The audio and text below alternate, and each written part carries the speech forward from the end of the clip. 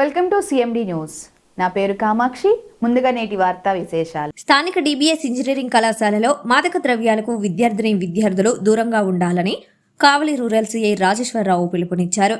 శుక్రవారం నాడు DBS engineering కళాశాలలో మాదక ద్రవ్యాల నియంత్రణపై జరిగిన అవగాహన సదస్సుకు కావలి రూరల్ సిఐ రాజేశ్వరరావు ముఖ్య అతిథిగా విచ్చేసి విద్యార్థులకు మాదక ద్రవ్యాల ప్రమాద స్థాయి మరియు వాటిపై ఉన్నటువంటి చట్టాల గురించి విద్యార్థులకు అవగాహన కల్పించారు. ఈ సందర్భంగా విద్యార్థులను ఉద్దేశించి ఆయన మాట్లాడుతూ మాదక ద్రవ్యాలు ఎంత అనర్థదాయకమని వివరిస్తూ మత్తు మనిషి జీవితాన్ని చిత్తు చేస్తుందని, యువత భవిష్యత్తు అంధకారమవుతుందని తెలియజేస్తూ విద్యార్థులు ఇప్పటి నుంచి మత్తు వదులు మనిషిగా మెదులు అని విద్యార్థులకు పిలుపునిచ్చారు. మాదక ద్రవ్యాలు దూరంగా ఉండాలని ఉద్బోధించారు. మాదక ద్రవ్యాల వినియోగం, రవాణా వలన కలిగే దుష్పరిణామాలు, చట్టపరమైన శిక్షలపై విపులంగా అవగాహన కల్పించారు. వాళ్ళ జీవితాన్ని సాక్రిఫైస్ చేసి ఈ రోజు ఇంజనీరింగ్ వరకు వాళ్ళని ఉన్నత స్థాయి చదువులు తీసుకొచ్చిన తర్వాత వాళ్ళని ఎన్నో ప్రయాసాలకు గురయ్యి వాళ్ళ ఉన్న ప్లేస్లో కాకుండా ఎక్కడో కాలేజీల్లో మంచి కాలేజీలో సీట్ వచ్చింది, అక్కడ ఎంత డబ్బైనా ఖర్చు పెట్టాలి, ఎంత కష్టమైన పడాలని చెప్పి ఒక సిటీస్కో లేకపోతే ఇంజనీరింగ్ కాలేజెస్తో లేకపోతే డిగ్రీ కాలేజెస్తో పంపిస్తే అక్కడ ఈ ఫ్రెండ్స్తో కలిసి ఆ అలవాట్లు చేసుకోవడం వల్ల వాళ్ళ ఎయిమ్స్ని మర్చిపోయి, ఎందుకు వచ్చామో మర్చిపోయి దానికి అలవాటు పడిపోయి వాళ్ళ జీవితాన్ని సర్వనాశనం చేసుకునే విధంగా సమాజం తయారవుతుంది. కాబట్టి ప్రతి ఒక్కరూ కూడా ఈ డ్రగ్స్ అనేవి నిర్మూలన చేసిన పరిస్థితుల్లో ఉంటే యువత ఎంత ఉత్సాహంగా ముందుకెళ్తామో మన పుట్టిన దగ్గర నుంచి పేరెంట్స్ అడుగుతారు, పక్కింటి వాళ్ళు అడుగుతారు, పెద్ద ఎత్తున ఏమవుతామమ్మా, ఇంజనీర్ అవుతాం, డాక్టర్ అవుతాం, లాయర్ అవుతాం అని చెప్పి ఆ ఏంటి మన పేరెంట్స్ కూడా మీరు చెప్పే పుట్టడానికి చిన్నప్పుడు మాటల్ని మీ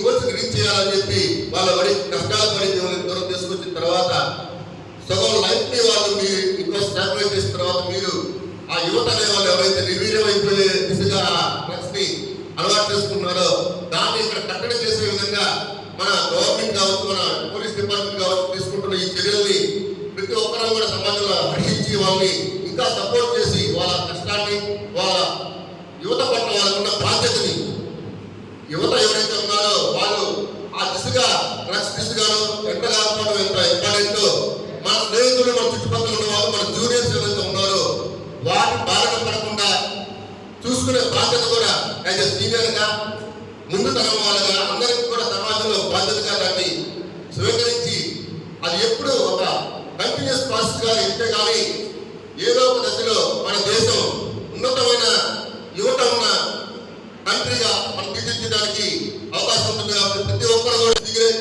మందు, లేకపోతే ఆల్కహాల్, గంజాయి మనకి ఏ రూపంలో దొరికినా అది తీసుకున్న తర్వాత, సరదాగా తీసుకున్న తర్వాత అది ఏంటైతే పరిస్థితి, మానసిక పరిస్థితి ఎలా ఉంటుందంటే డబ్బులు ఉండవు, మన ఫ్యామిలీ బ్యాక్గ్రౌండ్ ఫైనాన్షియల్గా ఎంత వీక్ అయినా దానికి ఎడిట్ అయిపోయిన ప్రతి వ్యక్తి కూడా అది ఎలాగైనా తీసుకోవాలి, ఎలాగైనా దాన్ని మనం తీసుకుంటే కానీ మనం ఆ మెంటల్ స్టెబిలిటీ రాగానే మనమే దానికి బానిస అయిపోయి ఉంటాం. కాబట్టి దొంగతనాలు చేయటం, మన ఫ్రెండ్స్ దగ్గరే మనం దొంగతనాలు చేయటం, హాస్టల్ విద్యార్థులు అయితే హాస్టల్ దొంగతనాలు చేయటం, ఇంట్లో మన పేరెంట్స్ దగ్గర దొంగతనాలు చేయటం, అది దొంగ మారాలనే ఉద్దేశం మనకు కాదు. అది తీసుకునే వ్యక్తి దానికి అలవాటు ఎడిట్ అయిపోయి ఏం చేస్తున్నామో తెలియకుండా ఎలాగైనా మనం అది తీసుకోవాలనే ఉద్దేశంతో ఏ పని చేయడానికైనా సిద్ధపడే ఆ తయారయ్యే క్రమంలో వాళ్ళు లక్ష్యాన్ని కోల్పోవటం, వాళ్ళ ఆరోగ్యం పాడు చేసుకోవటం, మానసికంగా కావచ్చు, ఆరోగ్యపరంగా కావచ్చు, వాళ్ళు విలువ కోల్పోవడమే కాకుండా వాళ్ళ పేరెంట్స్ తల్లిదండ్రులు ఎవరైతే ఉన్నారో వాళ్ళ విలువను కూడా కోల్పోయే విధంగా తయారయ్యి సమాజంలో ఒక చెడ్డ వ్యక్తిగా మారే అవకాశం ఉంది. కాబట్టి ముందుగానే దీన్ని మనం మేల్కొని దాని ఆ దిశగా అడుగు లేకుండా ఉండేదాని కోసంగా ఈ అవేర్నెస్ కార్యక్రమాన్ని నిర్వహిస్తున్న మన పోలీస్ డిపార్ట్మెంట్ వారికి డిబిఎస్ ఇంజనీరింగ్ కాలేజ్ తరఫున ధన్యవాదాలు తెలియజేస్తూ రాబోయే రోజుల్లో కూడా మీరు పోలీస్ డిపార్ట్మెంట్ తరఫున చేసే ప్రతి కార్యక్రమానికి మా కాలేజ్, మా స్టూడెంట్స్ అందరూ కూడా ఎల్లవేళ మీకు అండగా ఉంటారని ఈ కార్యక్రమానికి కండక్ట్ చేసినందుకు శ్రీ రాజేశ్వర గారికి కృతజ్ఞతలు తెలియజేస్తూ సెలవు తీసుకుంటాం. సార్ మా బాబుని వాళ్ళ దగ్గర కాలేజీలో చదువుతున్నాడు, బీటెక్. వాడికి డబ్బులు పంపిస్తూ ఉన్నాము. 2 రోజులకు ఒకసారి 10,000, 2 రోజులకు ఒకసారి 10,000 అడుగుతున్నాడు. 2 years కంటిన్యూ పంపిస్తూనే ఉన్నాము. లాస్ట్ వాళ్ళు కాలేజ్ ఫీజు పంపించాము, వాళ్ళ వాడిగా పడుతున్నారు లక్షలు. 2 days బ్యాక్ కాలేజ్ ఫోన్ వచ్చింది. కాలేజీకి వెళ్ళి చూస్తే వాడు ఏ ఫీజు కట్టలేదు, హాస్టల్ ఫీజులు కట్టలేదు. సరే వాడు ఎక్కడున్నాడు, రూమ్లో కూడా లేడు. వాడు రూమ్లో కూడా లేడు సార్. కాలేజీ వెళ్తే మా సంబంధం లేదు, రావట్లేదు కాలేజీ 4 days దగ్గర పడుతుంది సార్. అది ఏంటి అంటే మా వాడు వచ్చిన ఇంటికి వచ్చినప్పుడు గొడవ పెట్టుకుంటాడు సార్. డబ్బులు అడుగుతున్నాడు, డబ్బులు ఇవ్వకపోతే ఇంట్లో ఏ వస్తువు ఆ వస్తువు పగలబడుతున్నాడు. అది మీరు తట్టుకోలేకపోతే డబ్బులు ఇచ్చేస్తాము అనగా నాకు అర్థమైంది డ్రగ్స్కి ఏదో ఎడిక్ట్ అయ్యాడని. సరే ఎక్కడ ఉన్నాడంటే తెలియదు సార్, అందుకే మీ దగ్గరికి వచ్చాను. నేను కేసు అయి పెట్టాను కాబట్టి నా కొడుకు హెల్ప్ చేయండి సార్. సరే మన కానిస్టేబుల్ మఫ్టీలో ఆ కాలేజీ పంపించేసి అక్కడ రూమ్మేట్స్ అందరూ చెప్పిందంటే డైలీ వాడు డ్రగ్స్ తీసుకోవాల్సిందే, వాడు డ్రగ్స్ తీసుకోకపోతే ఉండలేడు. ఆ మధ్యకాలంలో కొద్దిగా డ్రగ్స్ మీద గట్టిగా డ్రైవ్ చేస్తే వల్ల డ్రగ్స్ రావడం తగ్గింది. సరే ఎక్కడికి వెళ్ళారంటే అప్పుడు అనేవాడు సార్, అవసరమైన డ్రగ్స్ గురించి ఎక్కడికి వెళ్ళారంటే నేనే తీసుకొస్తాను అనేవాడు.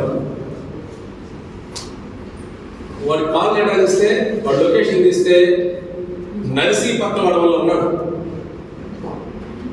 ఫారెస్ట్ లో ఉన్నాడు లొకేషన్. ఒక టీం పంపించి వాడు ఆ ఫారెస్ట్ లో నుంచి వైజాగ్ వచ్చేలోపు వైజాగ్లో వాడిని క్యాచ్ చేశాం. క్యాచ్ చేసి నేరుగా తీసుకొస్తే ఎందుకు వెళ్ళారు అంటే మన ఏరియా నుంచి ఒక బైక్ వేసుకొని, స్ప్లెండర్ ప్లస్ బైక్ వేసుకొని వైజాగ్ ఫారెస్ట్లోకి వెళ్ళి గంజాయి తీసుకున్నారు. వాడు ఆ విధంగా ఎడిక్ట్ అయిపోయాడు. కౌన్సిలింగ్ ఉంది సార్, మీరు నేను చెప్పారు మనం కౌన్సిలింగ్ ఇస్తే అయ్యేది కాదు సార్. ఇది నేను మాట్లాడినా ఇంటికి వచ్చి మన మిమ్మల్ని కొడతాడు, మీరు డబ్బులు ఇవ్వకపోతే వాడన్నా చేస్తాడు, గోడ కొట్టుకుని మిమ్మల్ని చదువుతాడు నైట్ టైము. వాడు ఆ టైంకి ఆగలేడు. వాడు ఏం చేయాలి సార్, బయటకు చెప్పుకుంటే పరుగు పోయి ఇది కాదని చెప్పి అప్పుడు గుంటూరు దగ్గర తగ్గలపాడులో ఒక రీహాబిలిటేషన్ సెంటర్ ఉంది. ఆ డైరెక్ట్ నాకు వచ్చింది, ఆయనతో మాట్లాడి తీసుకెళ్ళి అక్కడ జాయిన్ చేశాను. ఒక 3 months 4 months అక్కడే ఉన్నారు. ఫోన్ కూడా మాట్లాడేది కంప్లీట్ వాళ్ళ అండర్లోనే ఉంది. క్లియర్ అయిన తర్వాత అక్కడ కాలేజీ మానిపించేసి ఎక్కడైతే ఇంటి దగ్గర ఉన్న కాలేజీలో పెట్టి డైలీ మార్నింగ్ ఈవినింగ్ వెళ్ళి వస్తే చెక్ చేయించి స్టిల్ ఇప్పుడు 4th year నాకు తెలిసి సెట్ అయ్యాడు. అతనికి ఏదో నాలెడ్జ్ ఉంది, మా దగ్గర రాగలిగాడు, మాకు దాని మీద నాలెడ్జ్ ఉంది, మీకు చెప్పగలిగాడు కాబట్టి ఆ సర్వ వెళ్ళాడు. ఇందులో ఎంతమంది పేరెంట్స్ తెలిసాయని ఇంట్లో వస్తాడు, తిడతాడు, కూర్చోబెడతాడు, వాడు రేపు పొద్దున చేస్తూనే ఉంటాడు. కాబట్టి గుర్తుపెట్టుకోండి, మేము ఇక్కడ దాకా వచ్చి మీకు చెప్పడానికి ఇదే రీజన్. ఇప్పుడు పెద్ద ర్యాగింగ్ లేవు, లేకపోతే ఇంకో ఇష్యూస్ లేవు, ఏమీ లేవు. మేము ఇక్కడ దాకా ఎందుకు వస్తున్నాము అంటే పోలీస్ స్టేషన్ మీరు వచ్చే పరిస్థితి కాదు. పోలీస్ స్టేషన్కి ఎవరు వస్తారు? ఇద్దరు గొడవలు చేసిన వాళ్ళు, ఇంకోరు వస్తారు తప్ప స్టూడెంట్స్.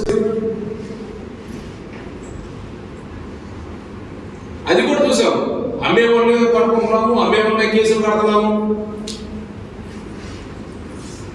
ఒకరిని కేసు కంటే జైలుకి పంపిస్తే ఇంకో 10 మంది తయారవుతారు. Easy money. ఈ రోజులో కష్టపడడానికి ఎవరు ఇష్టపడలేదు.